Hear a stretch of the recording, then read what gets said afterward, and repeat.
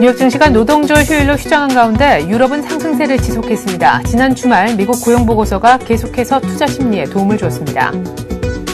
우리나라가 글로벌 금융위기 재발 때 경제 정상화를 위해 동원할 수 있는 재정 여력이 선진국 가운데 최고인 것으로 조사됐습니다. 올해 2분기 엔겔 개수가 농산물 가격 급등 탓에 9년 만에 가장 높은 13.3%를 기록했습니다. 하반기 물가 안정이 중요하다는 지적이 나오고 있습니다. 정부가 부동산 거래 활성화를 위한 8.29 대책에 포함시킨 세부 정책 중 하나인 생애 최초 주택 구입자금 대출이 오는 13일부터 시행됩니다.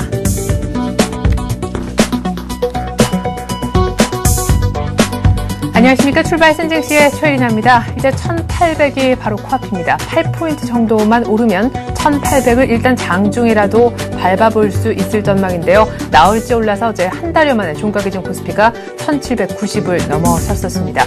3일 연속 오른 부담도 있었지만 역시 뉴욕 증시 주말 지나면서 고용지표 호전 소식은 우리 증시를 추가적으로 강세를 이끌기에 충분한 재료였다는 분석인데요. 외국인들도 3일 연속 사주고 있고 1000억대, 2000억대 이어서 어제는 또한 한 달여 만에 3000억 이상을 순매수해 주었습니다. 그럼에도 불구하고 추석 앞두고 개인들의 차익 실현 욕구가 높아질 것이며 1800, 1900대 정도에서는 약 한 10조 정도의 펀드 환매 물량이 나올 수 있다는 분석 앞에 1800이 돌파돼도 안착은 쉽지 않을 것이다라는 분석이 지금 지배적인데요. 뉴욕장이 열리지 않아서 오늘은 우리 증시 힘만으로만 해결을 해야 되는 날입니다. 먼저 어제 끝난 양시장 마감지수 다시 한번 확인해보죠. 네, 12포인트 정도 뛰면서 1780에서 1792까지 올라왔고요. 코스닥도 어제 480은 회복을 했습니다.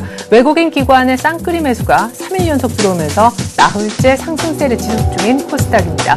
원달러 환율은 또 떨어져서 원달러 환율도 나흘째 떨어지고 있는데 1170원대 초반에서 끝이 났죠. 역시 당국의 개입 경계감 때문에 1170원대가 쉽게 깨지진 않고 있습니다. 아시아 증시 쪽으로 한번 이동을 해볼까요?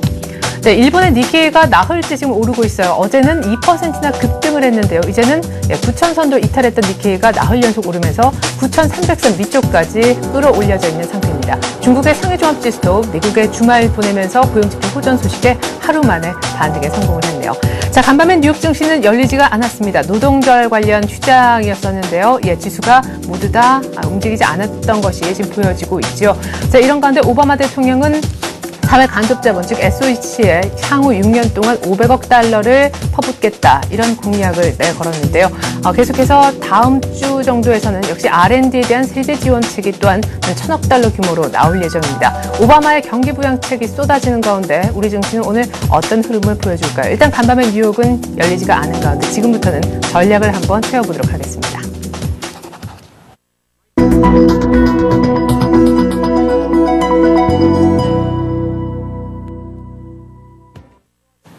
네, 이렇게 간밤에 뉴욕 증시는 노동절 관련해서 문이 열리지가 않았고요. 유럽은 주말에 나왔었던 뉴욕의 고용보고서 여진이 계속되면서 그래도 강보합으로 마감이 됐었습니다. 상승세가 유지되고 있는 유럽 증시. 그렇다면 오늘 우리도 유럽을 좀 밝혀보면 어떨까 싶은데요. 1800에 대한 전망, 그리고 향후 이번 주 우리 증시 흐름들 미리 한번 알아보는 시간 갖겠습니다. 한국투자증권 잠실 신천지점에서 최철원 대리 나오셨습니다. 안녕하세요. 네, 안녕하십니까. 네. 자, 이제 정말 얼마 안 남았습니다. 종가가 좀 8포인트만 올라가면 유럽 정도만 우리가 발을 맞춘다 할지라도 오늘 장중에라도 일단 1800은 나와주지 않을까 싶기도 한데요. 문제는 목요일이라는 얘기가 많네요. 예, 아무래도 목요일날 금통위하고 선물옵션 동시만기일이 이제 예정이 돼 있기 때문에 그때까지 조금 시장을 좀 관망하는 분위기가 좀 연출이 좀 되지 않을까. 어제 미국 시장이 또 휴장이 있었고, 물론 유럽 시장은 강보로 마감을 했기 때문에 전반적인 분위기는 좀 좋은 쪽으로 흘러는 가겠지만, 네. 1800을 쉽게 올려놓지 못할 거라는 기대치가 상당히 많았었기 때문에 이 유럽 시장의 강보합을 좀 강하게 좀 따라갔던 1700원을 좀 장중에 돌파하기는 조금 아직까지는 조금 부담스럽지 않을까, 네. 이렇게 한번 좀 생각을 해보겠습니다. 네, 그러면 1800을 이번 주 전체로 놓고 봤을 때 넘긴 넘더라도, 예를 들어 시돈이 있더라도 그 넘은 다음도 상승 탄력이 가히 강하진 않을 것이다라는 의견도 있는데, 솔직히 어느 쪽이십니까? 일단 넘을 수는 있다 쪽이신지요? 예, 저도 한 6월달, 7월달부터 계속 1800은 한번 보겠다 생각을 계속하고 장을 봤었었는데, 네. 보지 못하고 지금 다시 한번 이제 지금 노크를 하는 상황까지 왔는데, 1800은 볼 거는 같습니다. 예, 볼 수는 있을 것 같은데, 그 이후에 추가적인 상승 탄력이 좀 약한 부분들이 아마 있을 것 같아가지고 1800 이상에서 계속 머물러서 뭐 조금 횡보를 하기보다는 네. 1800을 잠깐 보고 나서 다시 1700 후반까지 네. 좀 내려와서 시장이 좀 박스권을 형성을 하는 그런 시장이 한번 좀 되지 않을까 한번 네. 좀 예측을 좀 해보겠습니다. 자, 그러면 왜 그렇게 보시는지 이유를 여쭤보지 않을 수가 없습니다. 이번 목요일 날 금통위 그리고 쿼드러플 위칭데이이기도 한데 사실 쿼드러플 위칭데이 수급적인 부담은 조금 예고가 되고 있긴 한데요. 금통위에서 금리 인상이 되면 그것 역시 호재다. 또 긍정론자들은 그렇게까지 해석을 하던데요. 네, 아무래도 뭐 장기적으로 봤을 때 금리 인상 자체는 시장에는 호재는 맞습니다. 경기가 좋아졌기 때문에 그리고 인플레이션 관련들을 좀 잡기 위해서 금리를 올린다는 시각이 좀 강하게 네. 예, 비춰질 수 있기 때문에 장기적인 추세상에서는 호재가 되는 건 맞는데 어차피 금리 인상 나오면 또 단기적으로는 시장은 또 흔들릴 가능성이 있습니다. 그리고 1800을 지지난주부터 이렇게 예측을 함에 있어서 1800을 우리 자력으로는 올라가지는 못할 것이다. 네. 이미 어차피 기관 쪽에서 매수 여력은 많이 약해져 있는 상태에서 네. 외국인들이 들어오지 않으면 1800을 보기는 힘들 거라는 이제 전망들이 유세를 했었었는데 네. 다행히 지금 외국인들이 다시 시장에 참여를 해주면서 네. 1800에 대한 기대치가 좀 많이 올라와 있는 상황이기 때문에 네. 외국인들이 얼마만큼 더 사줄지에 대한 네. 이런 것들을 좀 분석 자료를 좀 확인을 좀 해보셔야 될 것 같은데 외국인들이 최근에 보시면은 한 2, 3일 정도 이렇게 매수가 들어왔지만 네. 연속적으로 계속 지속이 되면서 꼭 가져가는 건 아니고 또 올라왔을 경우에는 단기로 또 매도를 하고 이런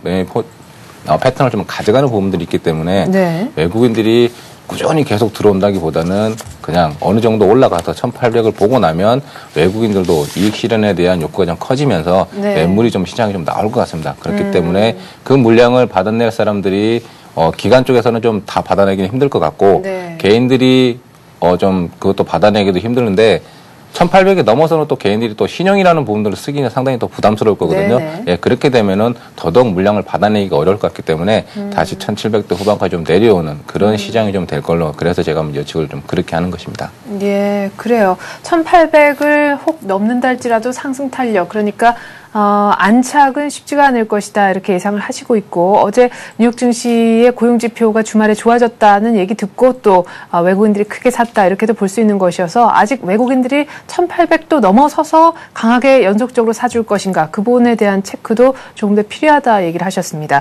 자, 그럼 기관도 딱히 강력하게 지금 사줄 분위기는 아닌 것 같고 외국인들도 아직은 뭔가 좀 눈치 보는 분위기. 그럼 단기적으로는 결국엔 박스권일 수 있다는 얘기인데 어떤 식의 전략을 펴면 좋을지요, 이제? 아무래도 지금 계속 이제 시장 자체는 지수는 움직이지 않고 있는 시장은 맞습니다. 그리고 종목별로 편차가 좀 심하게 나면서 집중이 되는 종목군들에 한해서만 좀 집중이 좀 되고 네. 아닌 종목들은 전혀 아직까지 뭐 시장에서는 아닌 걸로 평가를 받고 있는 상황이기 때문에 시장에서 종목군들 뭐 특히 수급상 괜찮아지는 종목들 종목들의 순환매가 그래도 어느 정도는 좀 형성이 좀 되고 있기 때문에 네. 종목상 수급이 좀 받쳐주는 종목들을 포트폴리오 상에 관심 정보로 넣어 놓으시고 네. 그 종목 하에서 종목들을 초이스 하셔가지고 네. 매매를 좀 하셔야 되는 장인데 일단 시장 자체는 코스닥 시장은 그렇게 메리트가 좀 없어 보이기 때문에 코스닥 시장에서 굳이 종목을 그렇게 찾기보다는 네. 거래소 거래소 쪽에서 코스피 한 200 종목 안쪽에서 이런 종목들 중에 기관이나 외국인 쪽에서 매수가 좀 유입이 되거나 아니면 바닥 따지기가 끝나서 매수가 유입이 좀 되면서 골든크로스 같은 게 좀 나는 종목들 네. 이런 종목들을 찾으시거나 아니면 정말 불안하시고 이러시면 시장에서 계속 언급이 되는 종목들 있지 않습니까? 네. 누구나 다 알고 있는 이런 종목들에서 단타 매매를 좀 하시는 것도 나쁘지는 않는 예, 그런 시장 대응 전략이 좀 되겠습니다. 네.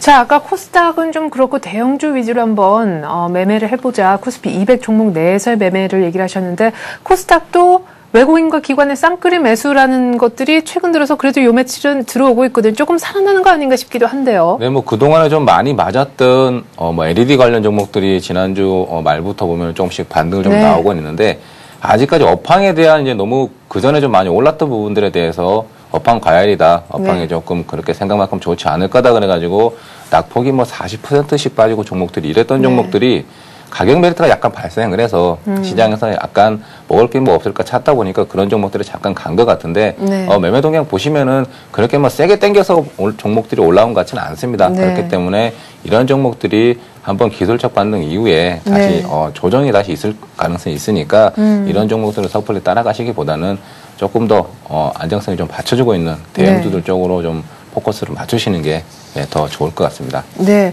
자, 대형주 중에서도 뭔가 분위기가 감지되고 있는 것, 그리고 코스닥 쪽의 IT, LED 종목들의 가격 메리트가 생긴 시점에서 지난 주말부터 조금 급반등이 나오기 시작한 것 같다 얘기를 하셨는데, 네, 당연히 대형주 IT가 또 그만큼 급반등을 해주기 때문이 아닌가 싶기도 합니다. 그 뒤에는 외국인들의 집중적인 매수가 있고요. 지금 IT하고 자동차가 같이 가주니까 그래도 지수가 조금 눈에 띄게 올라가는 것이 아닌가, 여기까지 온 것이 아닌가 싶거든요. 네, 어제 그저께부터 자동차 업종이 지금 상승세가 좀 강하게 나왔고, 네. IT 업종이 올라왔지만은 보시면은 좀 종목들이 전체적으로 올라온 것보다는 LG 디스플레이하고 어제 보시면 삼성전자가 좀 IT 종목에서 올라왔다고 좀 말씀을 좀 드릴 수가 있겠습니다. 네. LG 디스플레이 어제는 또 보합이었고, 하이닉스는 전혀 가지 못하고, 이렇게 IT 대형주들이 편차가 좀 심하게 나타나는 부분들인데, 예. 일단 그래도 IT 업종이 일단 빨간색으로 장을 한번 보여줬다는 게 희망을 좀 갖습니다. 물론 아직까지 확실한 반등이 나왔다고 해서 강하게 좀 매수 따라가기에는 좀 부담이 되겠지만은, 네. 하락에 대한 좀 하방 경직을 한번 보여주는 모습들, 물론 일단 그런 쪽에서 하방 경직을 그 전에 기대했던 가격대들이 좀 무너지면서 한 단계 더 밑으로도 내려와 있는 상황에서 그 전에 기대했던 그 정도 가격까지만 좀 올라온 상태거든요. 네. 그래서 아직까지는 IT 업종이 시장에 좀 올라오기는 좀 부담스러운 경기 민감주의다 보니까 네. 그런 것들이 좀 부담스러움이 좀 있을 것 같고, 네. 자동차 업종에 대해서는 아무래도 지금 중국 시장이나 일본의 엔고 현상 때문에, 네. 엔화 강세 때문에 상대적인 반사이익, 그리고 자동차 업종이 좀 세게 올라오는 부분들이 부품주까지 다요. 네, 부품주까지 어제 보시면 같이 올라오는데, 이런 거 올라오는 거 보니까 자동차 업종은 한 번 더 레벨업을 좀 할 수 있을 것 같습니다. 그렇기 때문에 IT 섹터는 조금 더 확인을 하셔야 될 것 같고, 네. 자동차 업종에는 다시 한번 주도주권으로 부각을 할 수 있는, 네. 이런 부분들이 좀 될 것 같으니까 자동차 업종으로, IT 쪽보다는 자동차 업종으로 가시는 게 좀 괜찮은 전략 같습니다. 네. 그러면은 금융 쪽은 어떻습니까? 어제 또 금리 인상 지금 며칠 코앞에 두고 금리 인상이 된다라는 사실 가능성이 높게 점쳐지고 있는 시점에서 보험주들을 일단 한번 움직여 줬는데 말이죠. 그러면 은행주 쪽도 한번 생각을 안 해볼 수 없겠고요. 네, 원래 어제 금리 인상 관련해서 그런 금리 인상 기대감 때문에 보험주들이 어제 좀 많이 올랐었는데요. 네. 어제 보시면 은행주들은 전혀 가지를 못합니다. 물론 신한은행이 개별 악재가 좀 있는 부분들도 네. 있고, 나머지 순이자 마진이나 이런 거 BIS 비율 관련해서 조금 좋지 않게 나왔다는 얘기들이 있어가지고 네. 은행주들이 가지 못했던 부분들인데, 금리는 솔직히 열어봐야 알 것 같고, 금리를 예. 인상을 할지 안 할지는 그날 발표 날이 돼 봐야지 결정이 좀 되는 부분인데, 아무래도 좀 인상을 좀 하지 않을까. 장이 좀 많이 조정도 받지 않고 이렇게 좋은 경기 부분들이 돼 있고, 최근에 또 여러 가지 기상 이변 때문에 물가가 좀 많이 올랐다는 부분들이 좀 얘기가 좀 나오는 부분에서 네. 금리가 조금 더 인상이 한번 되지 않을까 하는 기대감에 보험주들이 올랐던 부분인데요. 네, 그럼 이 보험주는 예를 들어서 목요일날 금통위가 열리는데 뚜껑을 열어봐야 안다고 하셨잖아요. 네. 오늘 이제 화요일이고, 그러면 목요일 발표가 한 10시 전이면 목요일 그 아침까지는 쭉 오늘부터 쭉 올라갈 수 있는지요? 더? 아무래도 시장이 조금 조정을 받지 않고 그때까지는 버틸 수 있을 것 같기 때문에 그때까지 한번 가지고 가시면서 목요일날 금통위 만약에 금리 발표가 나면 어차피 종목이 좀 빠질 것 같습니다. 그동안에 시장이 소문에 사서 뉴스에 팔아라고 하듯이 네. 기대감이 있어서 지금 미리 올라가는 부분들이 있기 때문에 네네네. 확인이 되는 금리가 인상 발표가 되면서 금리를 올려줬네 깜짝 하는 인상이 아니기 때문에 확인이 되면은 다시 이제 제자리를 좀 찾아가는 가격이 좀 반락이 좀 나올 것 같기 때문에 그때 정도 되면은 좀 매도를 좀 하시면서 대응을 좀 하셔야 될 것 같습니다. 네. 자, 그러면은 아까 얘기로 다시 돌아가서요. IT보다는 왠지 좀 자동차인 것 같다 얘기를 하셔서 한 두 가지 정도만 끝으로 더 여쭤보고 싶은데, 그러면 이제 자동차가 그야말로 주도주라고 부를 수 있을 만큼의 활약을 해줄 수 있을 거다라고 기대치가 그 정도인지 그걸 궁금하고요. 그다음에 지금까지 어떤 차기 주도주로 거의 불릴 수 있을 법했던 화학주가 약간 조정이 나오는데 기관 매도 때문에 이제 자동차 쪽에 조금 바통을 한 반틈 정도는 넘겨주는 것인지. 네, 아무래도 지금 화학주들이 그동안에 좀 많이 갖고 왔었고, 건설주들은 이제 1차적으로 좀 주도권에서 좀 밀려났었던 네. 시장 상황이었었는데요. 시장에 자금들이 그렇게 많지 않은 상황에서 화학주들을 이제 성장 가능성은 충분히 있는 부분들인데, 그동안의 상승폭이나 이런 것들 따져보시면 좀 격하게 올라온 부분들이 좀 많이 있습니다. 네. 예, 그렇기 때문에 이익 실현 욕구들이 지금 나오는 상황에서 지난주에 한번 2시 이후부터 종목들이 매물이 좀 나오면 같이 동시에 무너지는 네. 이런 시그널이 한번 나왔거든요. 네, 그런 시그널 보시면은 이제 이런 것들에 대해서 물량들이 슬슬 출회가 되고 있다는 시장 좀 판단 같습니다. 네. 그렇기 때문에 이런 종목들이 이제는 좀 바톤을 좀 놓고 다음 차기 주도주로 종목을 좀 돌려줄 것 같은데 예. 아무래도 그동안에 가격 조정도 그렇게 크게 받지 않았었고 주도권에서만 밀려 있었을 뿐이지 시장에 은근은근 강한 모습들을 보여줬던 자동차 섹터가 또 갑자기 올라와 주면서 네. 이런 주도주 역할을 좀 할 것 같은 분위기가 형성이 되는 거는 자동차가 다시 한번 주도주로 좀 부각이 될 수 있을 것 같은 가능성이 충분히 있어 보입니다. 예, 그렇기 때문에 자동차 업종에 대해서는 조금 더 긍정적으로 보시고 네. 그동안에 뭐 박스권을 만들었던 현대차 뭐 15만 원 초반,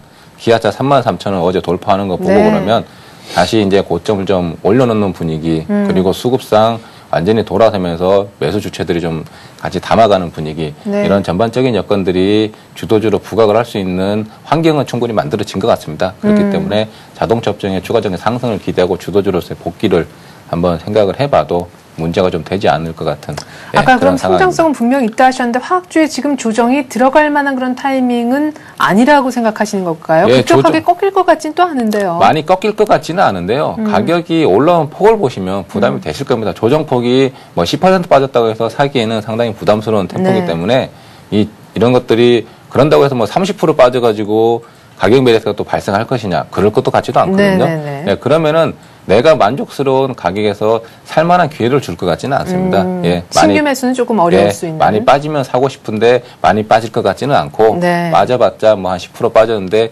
거기서 올라왔자 10%라고 기대를 하는데 지금 뭐 성장성 가지고 여기서 다시 그 고점까지 올리기에는 또 네. 뭐 여러 가지 뭐 모멘텀도 좀 부족해 보이고 네네. 일단 이익 실현 물량들이 준비가 돼 있다는 상황. 그럼 화학주에서는 조금씩 신규로 지금 매수하기는 좀 그런데 갖고 계신 분들 좀 나와야 되겠네요. 예, 있는 것들에 대해서는 이제 슬슬 좀 나오시는 그런 시기가 좀 도래가 한 것 같습니다. 네.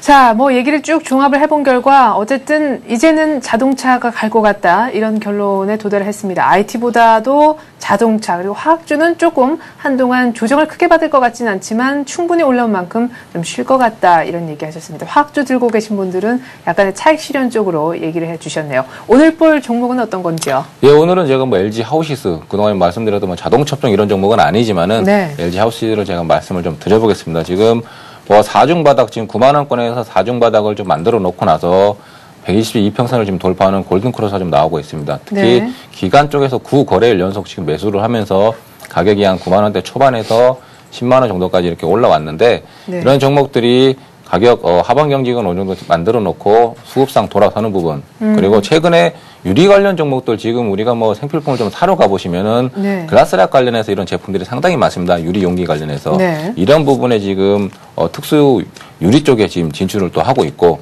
이런 부분들이 조금 더 추가적인 상승이 좀 있을 것 같아서 한번 제가 이번 주에 한번 이 종목을 좀 추천을 드려보는데요. 네. 어제 종가가 99,400원이니까 어제 미국장 안 열리고 그랬으니까 아침에 뭐 그렇게 시가가 셀 것 같진 않아서 네. 98,000원 정도 매수를 한번 하라고 말씀을 드려보고 싶고 일단 목표가는 주봉상 보고 있는 주봉상 매물대가 위치하는 108,000원권 예, 이 정도까지 1차 목표가를 한번 제시를 좀 해보고 손절가는 일봉상 지금 뭐 3중 바닥을 만들었던 9만 원 정도 9만 원이 깨지면은 좀 손절을 하시라고 네. 손절가는 9만 원을 좀 말씀을 드려보겠습니다. 네, 7월 보니까 고점이요. 일봉상 고점은 10만 한 2천 원 정도인데 그것보다 더 높은 주봉상의 전 고점이라 할 수 있는 10만 8천 원까지 보신다라고 하셨습니다.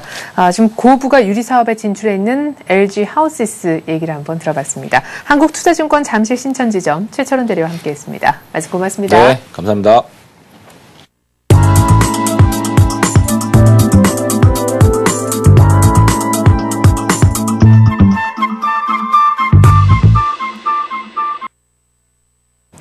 네, 이번엔 특정 뉴스를 바탕으로 그 뉴스의 수혜를 볼 수 있는 종목을 개장 전에 미리 알아보는 시간 갖도록 할 텐데요. 오늘 뉴스로 보는 투자의 맥은 이트레드 증권 용산점 김진홍 실장과 함께하겠습니다. 안녕하세요, 실장님. 네, 안녕하세요. 네, 지난주에 은행주 DTI 완화에 얼마나 약발이 갈까 하셨는데 확실히 추세 전환의 어떤 커다란 모멘텀보다는 단기적인 재료였던 것 같네요.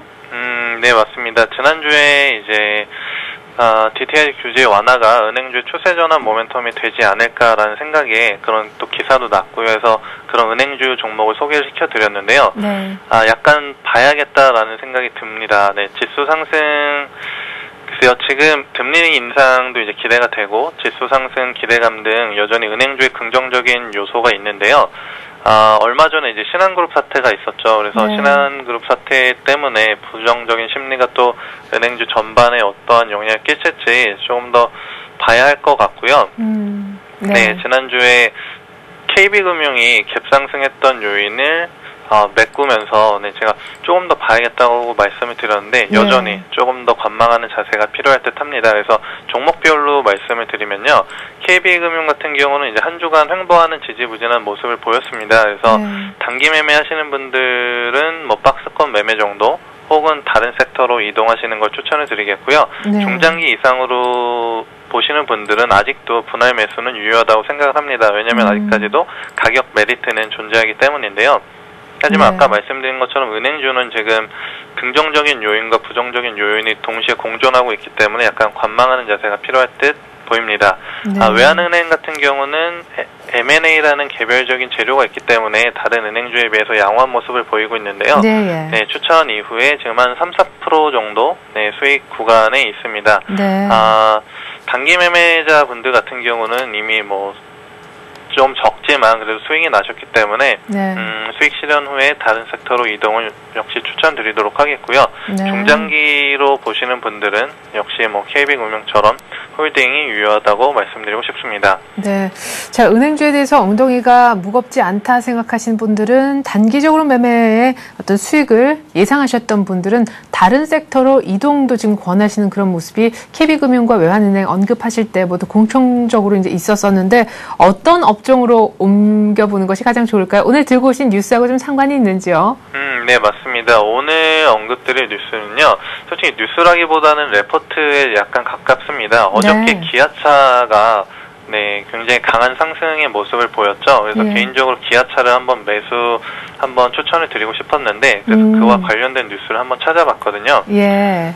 제목은 그렇습니다. 기아차, 두산 등 자회사 가치가 상승하는 종목을 한번 매수해보자라는 그런 뉴스가 되겠습니다. 전일 말씀드린 것처럼 기아차가 4% 이상의 상승을 보이면서 시장을 이끌었다고 볼 수 있겠는데요. 하이투자증권에서 레포트가 하나가 나왔습니다. 기아차 같은 경우 현대모비스와 현대제철 지분 평가이익만 5조가 넘는 굉장한 우량 자회사가 있다. 그런 지분 가치 또한 막대하다라는 레포트가 나오면서 지금 시장의 상승을 뒷받침해주는 그런 이유가 나왔습니다. 현대모비스나 제철 이외에도 현대위에 같은 상장이 유력한 그런 자회사가 있고요. 또 현대엠코 같은 경우는 현대기아차그룹이 지금 현대건설 인수와 관련해가지고 주목받고 있어서 기아차의 가치가 상승할 수 있겠다라고 얘기가 나왔고요. 그래서 기아차는 이런 내용이 있고 이 기사를 보니까 두산도 언급이 돼 있더라고요. 그래서 개인적으로 두산은 어제 한번 분석을 다시 해봤는데 두산 역시 괜찮다라는 생각이 들어서 이 기사와 연관돼서 오늘 소개를 드리게 되겠습니다. 두산은 조금 있다가 다시 말씀드리도록 하겠고요. 기아차 어제 33,000원 돌파했는데 차트를 한번 볼까요? 박스권이 좀 돌파된 의미는 어제 상승이었어요. 네, 맞습니다. 그래서 기아차 같은 경우 바로 소개시켜드리도록 하겠습니다. 아까 기사에 언급된 것처럼 이제 자회사에 관련된 부분이 있겠고요. 제가 봤을 때는 국내뿐만 아니라 이제 미국이나 중국 등 해외 시장에서 지금 고성장하고 있는 부분이 저는 또 굉장히 좋은 부분이라고 생각을 하고요. 얼마 전에 이제 20년 만에 무파업했다는 그런 긍정적인 모멘텀도 나오게 되었습니다. 그리고 수급 역시 굉장히 좋거든요. 기관인과 외국인이 굉장히 좋아하는 최근에 많이 사주는 그런 모습을 보여주었습니다. 그래서 그동안 한 3개월가량 기간 조정을 보였는데 이번에 추세를 전환하는, 상승 추세를 전환하는 시발점이 아닌가라는 생각이 들어서 좀 소개시켜드리도록 하겠고요. 그래서 어저께 매수하신 분들은 저는 잘하셨다고 생각이 들고요. 물론 오늘 지금 현재가를 보니까 크게 상승하는 모습은 아니지만 그래도 어제가 매수 적기라고 보여지고요. 오늘도 괜찮습니다. 지금 34,000원 이하로는 저는 괜찮은 가격이라고 보고 있거든요. 오히려 오늘처럼 시초가가 그렇게 강하지 않기 때문에 시초가 매수 가능하시겠고요. 근데 지금 기술적으로 보았을 때 볼린저 밴드 상단을 돌파했습니다. 그래서 조정이 나올 거라는 생각도 드는데 역시 분할 매수 관점으로 34,000원 이하에서 손절하시기 전까지 제가 손절 라인 38,000원 정도, 네, 31,000원에서 뭐 38,000원 정도 잡아놨는데 눌릴 때 분할 매수 관점으로 더 많이 매수하시면은 괜찮으실 것 같습니다. 목표가는 1차적으로 전고점 34,300원을 넘는 것까지 생각을 해봤는데요. 네, 35,000원 정도로 잡았고, 만약에 1차 목표가 35,000원을 넘고 제 예상대로 정말 추세의 전환이다 싶으면은 39,000원까지도 한번 조금 길게 보시면은 가능하지 않을까라고 생각을 해봅니다. 네, 35,000원이 넘어서고 난 다음에 좀 탄력을 좀 보면서 그 물량을 일정 부분 정리할지 끝까지 다 들고 갈지 좀 생각을 해봐야 되겠네요.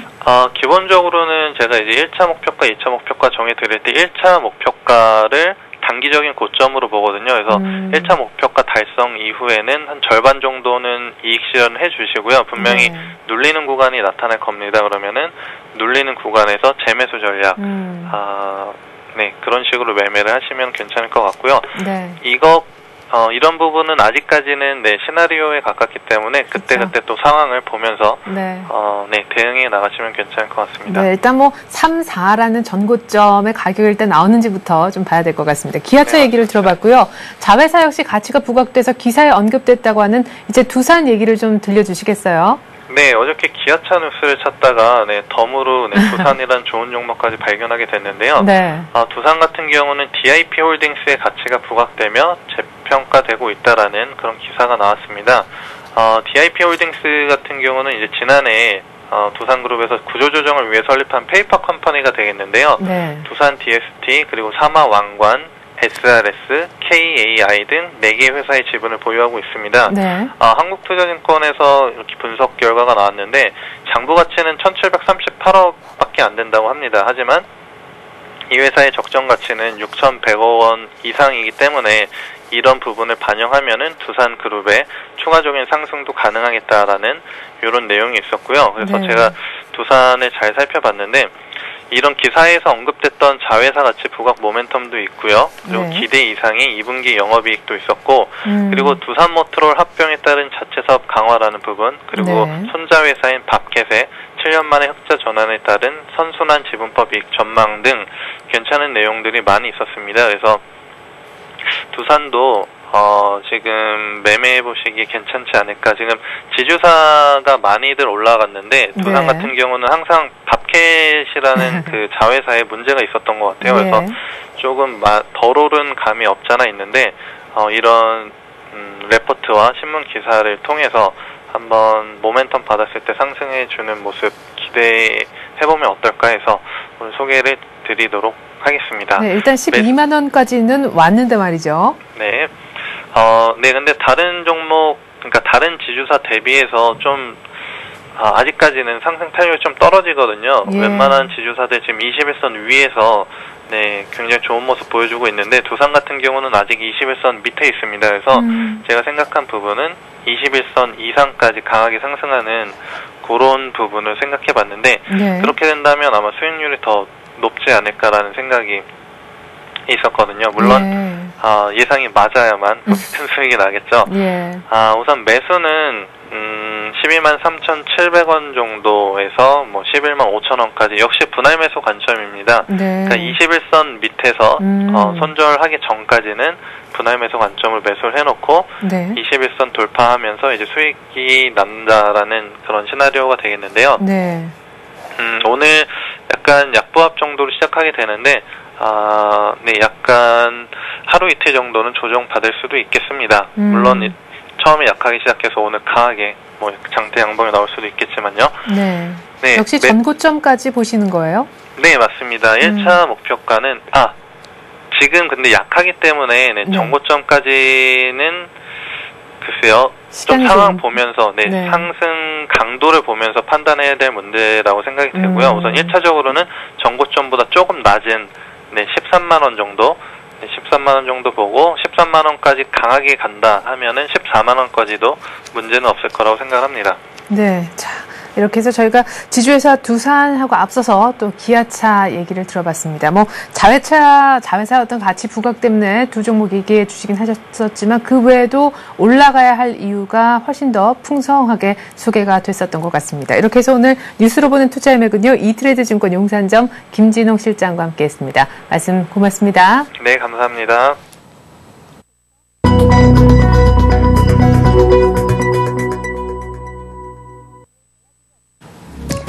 네, 9월 7일 화요일장 우리도 이제 막 열렸습니다. 뉴욕 증시는 그러나 밤 사이에 열리지가 않았었죠. 노동절 관련해서 휴장을 했기 때문인데요. 주말 미국의 고용 보고서가 좋았기 때문에 유럽 증시는 계속해서 소폭이나마 상승세를 이어나가는 모습이었습니다. 추가적으로 빠질 이유는 없었다라는 얘기죠. 이런 가운데 오바마 대통령이 추가적으로 경기 부양책을 조금씩 카드를 보여주는 국면에 있는데요. 오늘 우리 증시, 우리도 딱히 빠질 이유는 없지 않나 이런 생각이 듭니다. 하지만 급하게 올라온 부분, 어제 1792까지 올라온 부분에 대해서 오늘 장초반 어떤 반응을 보여줄지 궁금한데요. 시초가 분석해드리겠습니다. 하나 함께 보시죠.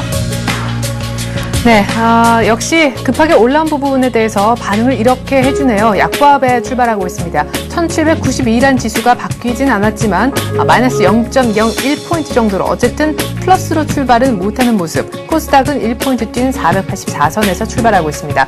당장 어제 두 달여 만에 가장 많이 올랐다는 삼성전자의 매수세가 약간 들어오고 있는 것이 굉장히 좋은 시그널이 아닌가 하는 생각이 들고요.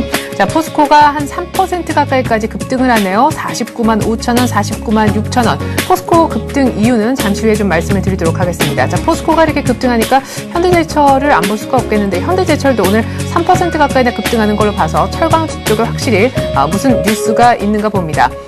현대차도 어제 많이 올랐었지만 오늘 아침에 15만 원까지 보여줍니다. 15만 3천 원이 정말 마의 벽이었는데 이것은 곧 깨질 듯도 하네요.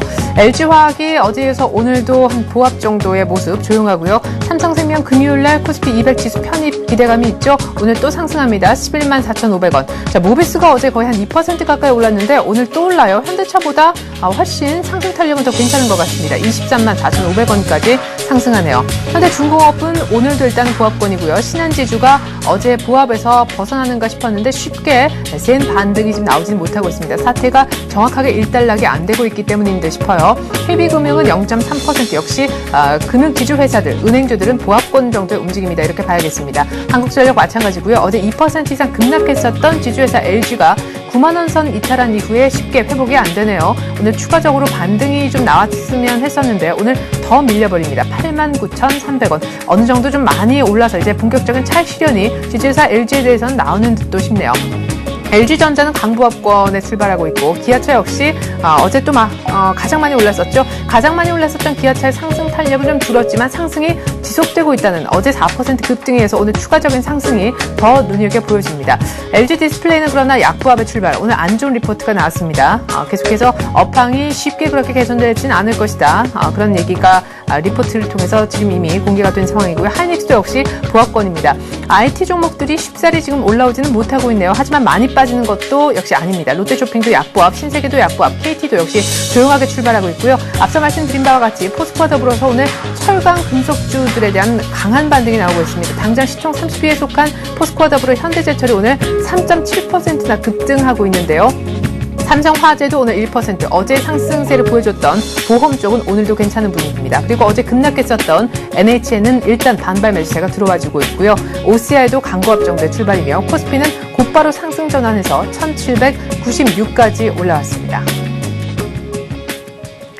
네, 계속해서 출발 상황 분석 전문가 통해서 들어보도록 하겠습니다. 우리 투자증권의 박성훈 연구원 한번 만나보죠. 안녕하세요, 연구원님. 네, 안녕하십니까. 네, 미국장이 열리지 않았는데 조금 약하게 출발하는 듯 싶더니 곧바로 외국인도 사주고 상승 전환하네요. 네, 미국 증시가 노동절로 유정한 가운데 열린 국내 증시는 코스피가 3.8포인트 오르며 출발해 5일 연속 상승세를 이어가고 있는 상황입니다.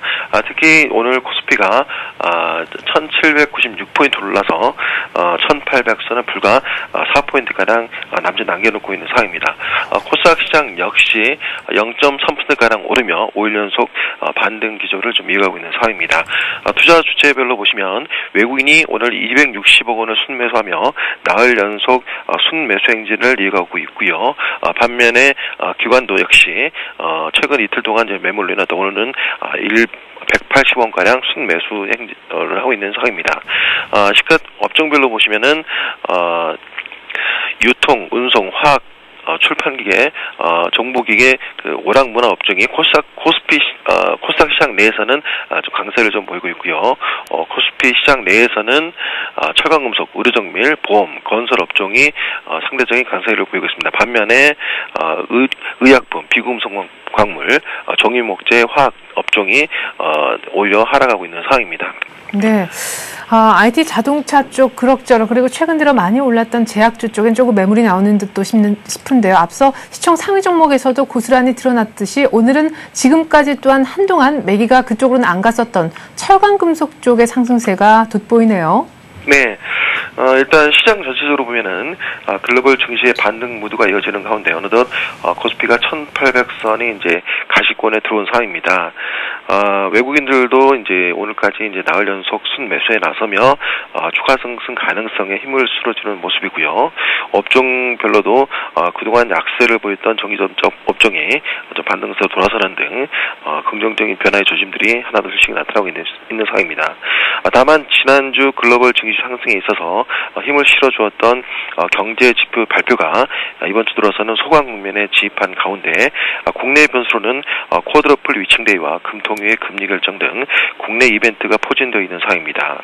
투급 측면에서도 외국인 매수세가 좀 유입되고 있습니다만 국내 주식형 펀드에서는 지난 이틀 동안 3천억 원대의 투자금이 유출되는 등 전고점을 앞두고 차익 실현 매물이 출회될 수 있는 그런 점들을 감안할 때 상승 탄력은 둔화될 여지는 있다고 좀 봅니다. 다만 지난 6일 오바마 미국 대통령이 고용 창출과 경기 회복을 위해 향후 500억 달러에 달하는 투자 규모의 경기 부양책을 이제 발표한 데 이어 오는 8일에는 1천억 달러 규모의 R&D 세액 공제 방안을 발표할 예정인 것으로 알려져 있습니다.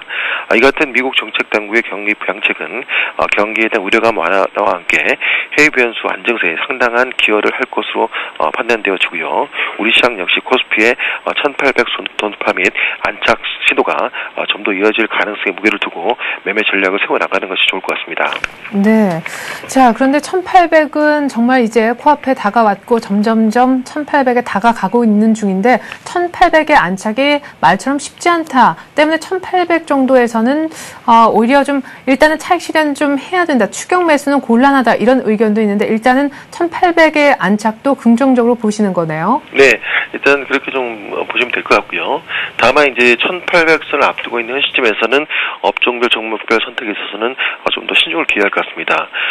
최근 그동안 상승을 주도해왔던 화학업종이 오늘 0.4%가량 하락하며 좀 하락한 점에서 볼 수 있듯이 1800선에 근접한 현 시점에서는 업종별 종목별로 가격갭 줄이기 과정이 좀 더 활발해질 가능성이 있기 때문입니다.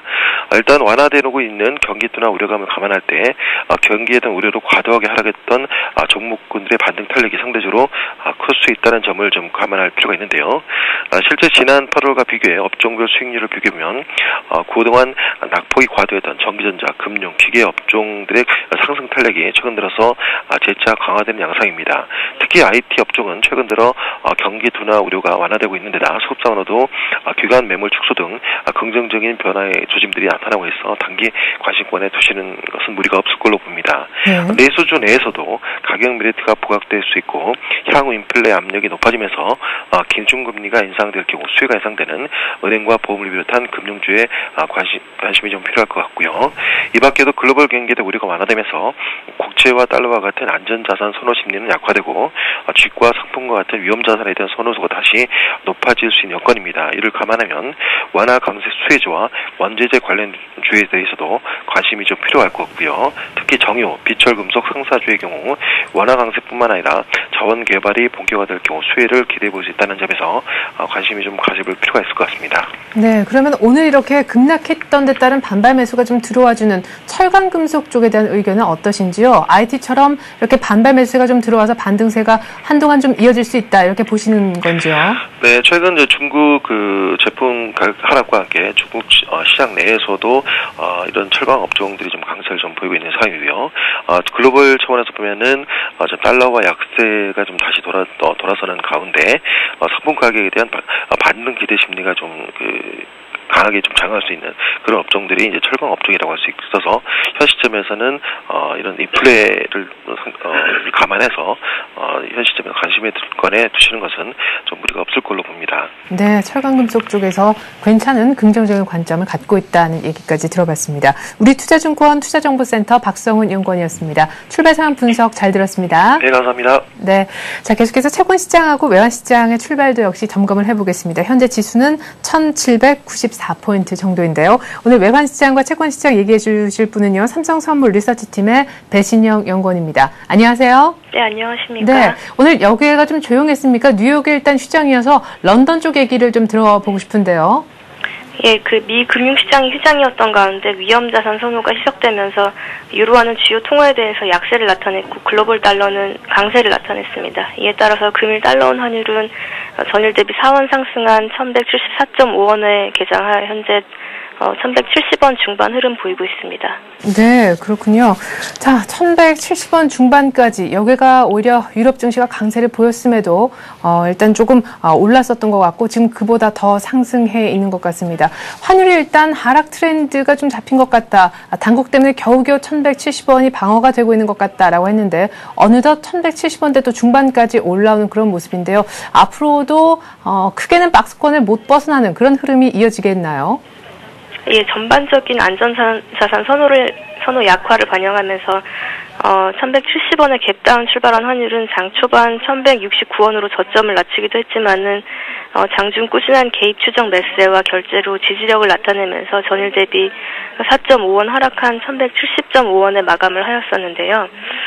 그 IMF의 보고서에 따르면은 올해 1인당 국민소득이 2566억 달러로 2007년 이후에 2만 달러대에 재진입할 것으로 전망이 되고 있습니다. 금융위기 이후에 급속한 경기 회복과 원화 강세 기대가 2만 달러대 재진입을 좀 지지해줄 것으로 분석이 됩니다. 오늘은 그 미 금융시장이 휴장이었던 가운데 구리값이 랠리를 지속하는 등 위험자산 선호 심리가 쉬 꺾이지 않고 있는 가운데 역외 환율은 상승세를 나타내면서 역외 시장에서의 개입이 좀 추측이 되고 있습니다. 네, 금일 미 금융시장의 휴장으로 장중 증시 동향이 좀 주목이 될 것으로 보이며 우리 금통위를 앞두고 있는 가운데 1시 무렵에 예정되어 있는 호주 중앙은행의 금리 결정도 주목이 됩니다.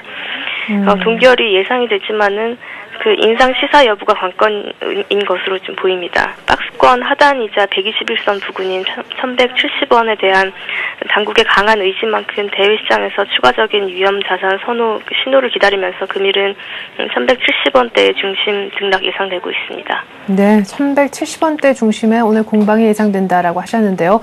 호주의 금리에 대한 발표가 오늘 오후 1시쯤 있을 거라 우리 정부도 의식을 안 할래 안 할 수가 없을 거다 이런 얘기 하셨는데 우리도 당장 이제 내일 모레입니다. 금통위에서 9월 또 금리 결정을 하게 되지요. 일단 금통위 주간에 진입을 했기 때문에 채권시장도 어제는 좀 약세를 보였던 것 같은데 최근 들어서 초유였던 강세를 띄었었던 중장기물에 대해서는 이제는 좀 물량이 나오는 거 아닌가 싶기도 하거든요. 얼마나 물량이 또 빠르게 나타나느냐에 따라서 채권시장 분위기도 전혀 달라질 수 있겠다 싶습니다. 전일 조금 약세를 띄었던 채권시장 정리하시고요.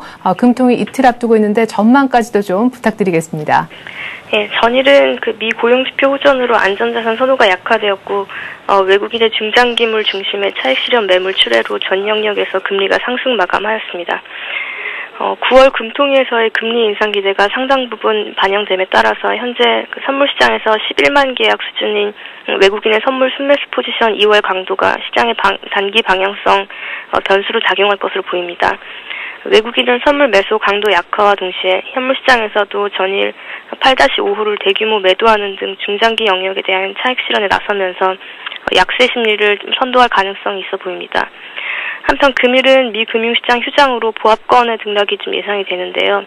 통화 긴축 부담과 더블집 우려가 교차됨에 따라서 변동성 확대가 예상이 되지만 방향성은 외국인의 선물 포지션 2월 강도로 좀 판단해봐야 할 것으로 보입니다. 네, 외국인들이 국채 선물의 매도를 어떤 식으로, 어떤 규모로 추가적으로 더 진행하느냐가 일단 관건이다 이런 얘기 하셨는데요.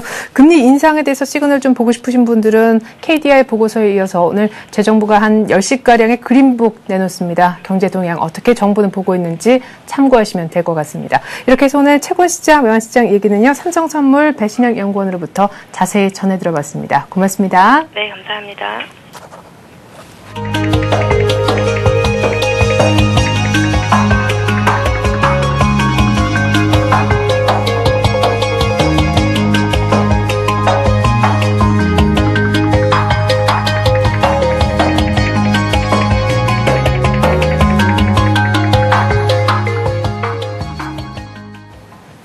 네, 1792포인트에서 약보합 출발했다 상승 전환에 1796까지 올라갔던 코스피. 외국인들의 매수와 기관의 매수에도 불구하고 다시금 시초가의 아주 약보합 정도로 다시 하락 전환되고 말았습니다. 코스닥도 지금 겨우겨우 강보합인데요. 뉴욕 증시가 일단 열리지 않은 가운데 너무 많이 올랐다라는 듯한 부담일까요? 1800만 보면 뒤로 도망가고 싶어하는 우리 코스피. 앞으로 어떻게 될는지 전망 한번 들어보는 시간 갖겠습니다. NH투자선물 리서치센터 이진우 센터장과 함께 말이죠. 안녕하세요. 네, 안녕하세요. 네, 센터장님 이제 1800 진짜 가는 건가요? 제가 이렇게 여쭤보는 타이밍이 되면은 꼭 1800을 못 가더라고요. 그렇죠.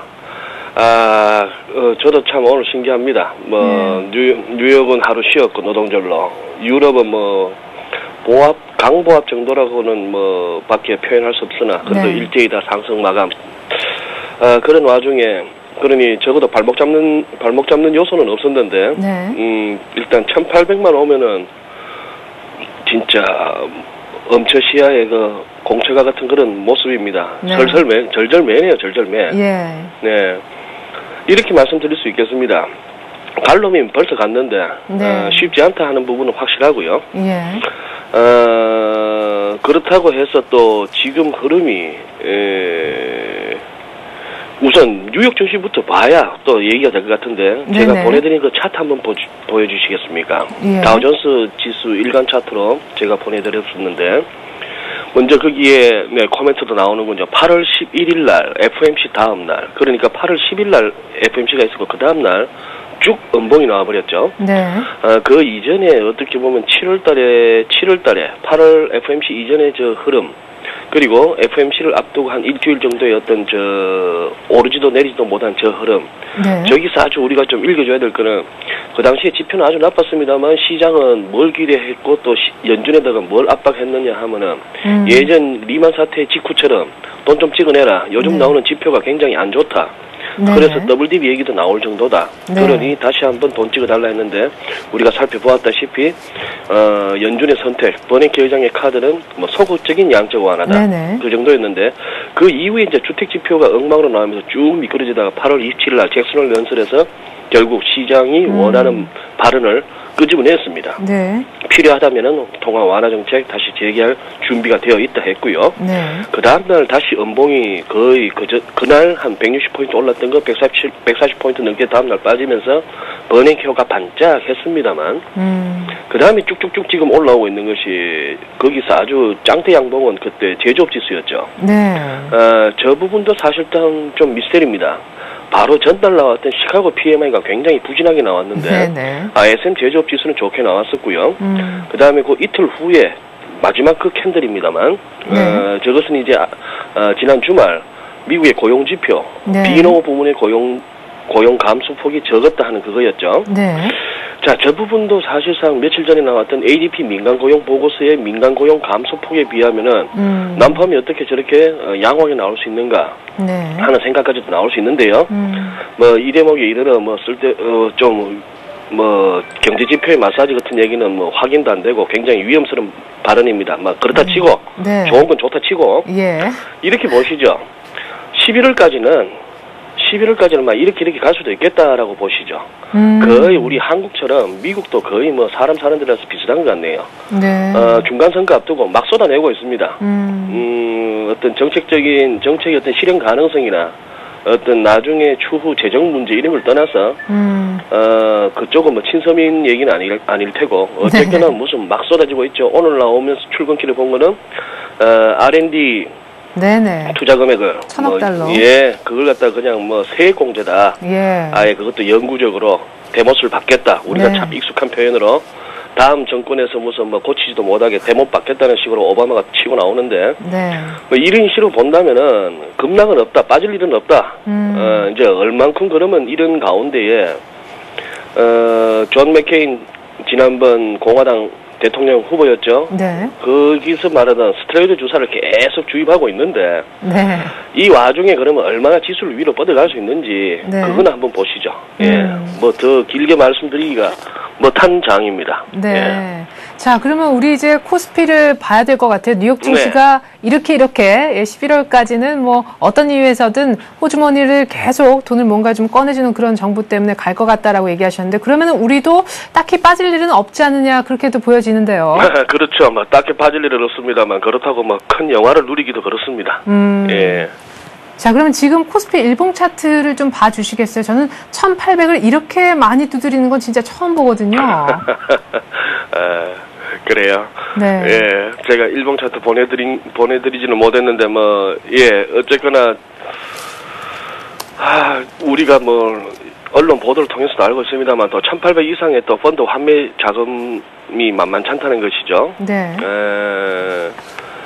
참 표현이 좀 격해서 죄송합니다만 지긋지긋했지 않습니까? 네. 지난 한 3년. 네. 많은 뭐 펀드 열풍에 뭐 열풍은 좋습니다만 그 열풍에 마음고생했던 거 생각한다면은 네. 저기서 뭐 뒤도 안 돌아보고 나오고 싶다. 그거 말릴 수 없습니다. 네. 말릴 수 없고 그 자금들 그 자금들을 갖다 다 받아낼 수 있는 싱싱한 돈이 우리 국내 증시에 들어온다면은 1,900도 가고 2,000도 가겠죠. 네. 결국 돈의 문제입니다. 여기서 뭐 펀더멘털 개선, 뭐 실적 개선, 한국 경제 펀더멘털의 상대적 양호 이런 얘기는 네. 저 같은 사람이 그냥 빈 여백 메우면서 리포트 쓸 때 하는 얘기고요. 네. 현실은 그게 아니죠. 돈이 들어와줘야 됩니다. 새 돈, 싱싱한 돈, 힘 네. 있는 돈. 네. 그렇군요. 그래요. 뭔가 좀 확실한, 뭐 이렇게 찍어내는 그런 돈 말고 정말로 투자하고 싶어서 들어오는 그런 자금이 들어와야 뭐 1,800 아니라 1,900도 갈 수 있겠는데 이런 얘기를 하셨는데요. 최근 들어서 외환 시장 분위기를 통해서 워낙 또 잘 분석을 해주시니까 네. 예, 유로엔이라든가 뭐 달러 유로 같은 차트를 좀 보면서 조금 더 깊이 있는 분석을 들어보죠. 네, 유로엔 차트는 제가 보내드린 거 한번 보여주신다면은 네. 빨간색의 유로엔 환율을 하고 까만색의 그 미국 S&P 500 지수입니다. 저렇게 같이 움직인다라고 말씀드렸고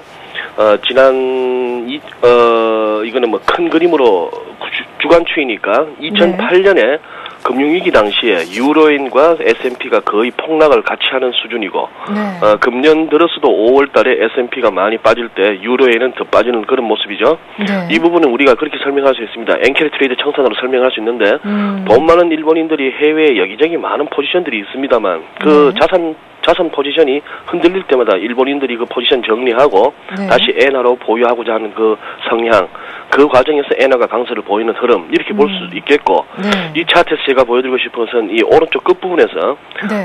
이렇게 붙어 다니던 그 그림이 조금 이렇게 괴리도가 커졌다는 얘기는 예. FX 마켓에서는 지금 뉴욕 증시에 잘 버티고 있는 저 모습을 인정 못한다는 얘기입니다. 유로엔 환율이 이제 과거 추이로 보자면은 거의 붙어줘야 되는데 더 빠지고 있다는 얘기는 네. 외환 시장에서는 좀 이렇게 지금의 증시 랠리 내지는 이 버티는 모습을 잘 못한다는 얘기고요. 네. 우리 달러 환율 같은 경우는 뭐 1170원이 계속 막히고 있는 그런 흐름입니다. 어제 같은 경우에는 뭐 하루 거래량이 50억 달러는 겨우 넘는 그런 얘기고 참 재밌는 말이 동적 손이랍니다. 즉 움직이면 바로 손실이라네요. 네. 그만큼 지금 딜링 세력들 역내 여기 할 것 없이 딜링 세력들이 돈 좀 벌어보겠다고 움직였다 하면은 그냥 바로 그냥 막 손실로 연결되니까 네. 뭘 해볼 수가 없는 장이 되었다. 그만큼 어떻게 보면은 수급을 꿰차고 있는 업체들의 파워가 강해졌다고도 볼 수 있고 또 그 어느 때보다도 지금 외환 당국의 시장 어떤 컨트롤, 시장 관리 능력이 딴 때보다 탁월합니다. 네. 이럴 때도 이제 좀 벌어두거나 이렇게 좀 여유가 있는 쪽이 훨씬 이렇게 유리하게 게임을 펼칠 수 있는데 영내 여기 할 것 없이 금년 들어서는 외환 시장에서 이렇게 벌어둔 게 없다 보니까 당국에 좀 이렇게 휘둘리는 그런 모습. 네. 환율도 아까 11월 그 어떤 그 직관이 맞다고 한다면은 네. 진짜 이렇게 부풍 한술 멀어질 때까지는 뭐 환율도 고만고만하겠다 하는 그런 생각도 한번 해봅니다. 네. 그러니 지금 시장은 모든 시장이 좀 더 이렇게 새로운 신선한 어떤 모멘텀을 기다린다 이렇게 보셔야 되겠네요. 뭐 지표 나쁘다 뭐 하다 뭐 돈 푼다 이런 것들은 이제 너무 진부합니다. 좀 이렇게 다른 재료가 나와줄 때까지는 급등도 급락도 힘든 그런 어떤 박스권 장세가 예상되네요. 네. 아까 외환시장의 투자자들은 동즉 손실이라는 굉장히 재미있는 얘기를 하셨는데 그러면 정즉 이익이냐 이것도 좀 생각을 해봐야 될 것 같아요. 가만히 있으면 돈이 또 벌려지는 건 아니지 않습니까? 지금 1,800이 코앞인데요. 일단 네. 1,800을 그러면 아주 예전에 이런 말씀 하셨던 것 같습니다. 1,800을 넘긴다 할지라도 그 다음이 문제다 이런 얘기를 하셨는데 네. 지금 뭐 고만고만하게 넘어간다 할지라도 그 다음에도 크게 못 올라간다라는 뉘앙스로 저는 이해를 했는데 네. 그러면 투자자분들은 어떤 전략으로 임해야 되는지 그럼 1,800에 대한 추격 매수는 자제하라는 이런 리포트가 맞다고 보시는 거예요? 통상 뭐 꼭지는 찌르고 내려올 수도 있고 일단 전고점을 돌파한 이후에 거기에서 어떤 매물의 저항을 갖다가 돌파하는데 시간이 좀 걸린 다음에는 그냥 시세가 분출되는 네. 뭐 이런 정도로 우리가 분류할 수 있겠습니다만 지금은 일단 정책적 변수가 아닌 우리가 정석대로 투자를 한다고 한다면은 지표는 사실상 더블딥을 갖다가 가능성을 시사하고 있는 그런 좀 쉽지 않은 국면에 접어들어 있습니다. 네. 돈의 힘으로 가는 것이 얼마나 갈 수 있겠는가 하는 그런 부분이고 투자자 여러분들에게 특히 정시 투자자 여러분들에게 제가 뭐 특별히 드리고 싶은 말씀은 없습니다. 네. 왜냐하면은 외환 딜러들 하루라도 달러 매수든 매도든 포지션 없으면은 손이 건질건질하듯이 네. 주식 하시는 분들은 늘 주식 조금씩은 담고 계셔야 되거든요. 네. 글쎄요 뭐 급락이 없다는 그것만 하더라도 나쁘지 않다. 그리고 우리 서울 증시가 상대적으로 양호하다. 지금 니케이 빠지는 것에 비해서 우리는 그래도 보합 수준을 유지하지 않습니까? 네. 그래도 서울 증시 그나마 금년 해피하다고 볼 수 있습니다. 네, 그러면은 뭔가 좀 새로운 모멘텀이 나와줄 그 시기는 뭐가 없거든요 지금. 예. 뭐가 없는데 자꾸 뭘 찾으시면은 곤란합니다. 예. 없을 때는 그냥 가야죠 뭐. 예, 그러면 네. 그 뭔가는 한 11월 정도에 기대해 볼 수 있다는 말씀이신가요? 지금 봐서는 그런 생각이 좀 들었습니다. 뭐 빠르게 추석 세고 나서라도 좀 시장이 이렇게 위든 아래든 방향을 좀 내고 좀 시장을 움직여줘야 그 안에서 거래하는 분들이 시장 참여들 재미가 나는데 네. 좀 재미없는 장이 좀 길어질 것 같네요. 예, 그래요. 뭐 없는데 자꾸 찾지 말라는 그런 얘기 잘 들었습니다. 그래서 11월까지는 이렇게 저렇게 뉴욕 증시도 우리 증시도 그냥 간간히 버티는 이 정도의 어떤 모습이 이어지지 않겠느냐 이런 얘기셨습니다. 이진우 NH투자선물 리서치센터의 센터장과 함께 시장 큰 그림에서 분석해봤습니다. 잘 들었습니다. 네, 고맙습니다. 네. 자, 코스피가 뭐 왔다 갔다 하네요. 예, 뭐 하락 반전됐다가 또 상승 전환됐다가 코스닥도 지금 하락 전환된 다음에 마이너스 0.1포인트이기 때문에요. 코스닥도 곧 올라올 분위기입니다. 자, 이렇게 된다면 오늘 지수는 굉장히 재미없는 흐름. 일단 단기적으로는 그야말로 초약보합권 정도, 강보합권 정도 사이에서 움직여주지 않을까 싶기도 합니다. 뉴욕장이 노동절로 휴장한 것이 우리 지수를 이렇게 재미없게 만드나 싶을 정도인데요. 외국인과 기관이 사주고 있지만 프로그램에서 오늘 또 발목을 잡는 모양새가 나오고 개인들의 차익 실현도 계속해서 이어지고 있습니다. 1790선대 초반, 이제 1790 중반만 가도 얼른 다시 뒷걸음치고 있는 코스피입니다. 전 잠시 후에 마켓앤 센증시로 다시 돌아오겠습니다. 고맙습니다.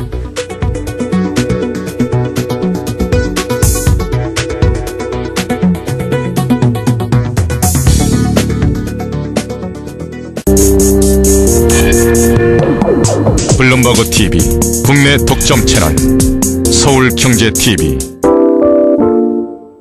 금리를 획기적으로 낮춘 유보금자리 이론이 나왔다며? 낮은 금리. 인터넷으로 간편하게 신청할 수 있대. 낮은 금리. 그대로 멈춰라. 주택대출 유보금자리론이 답이다.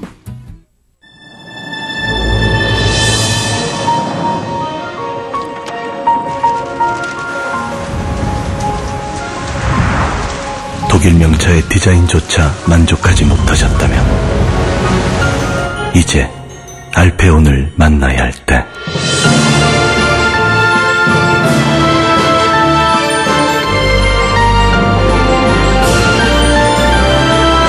World-class luxury. Alphaon.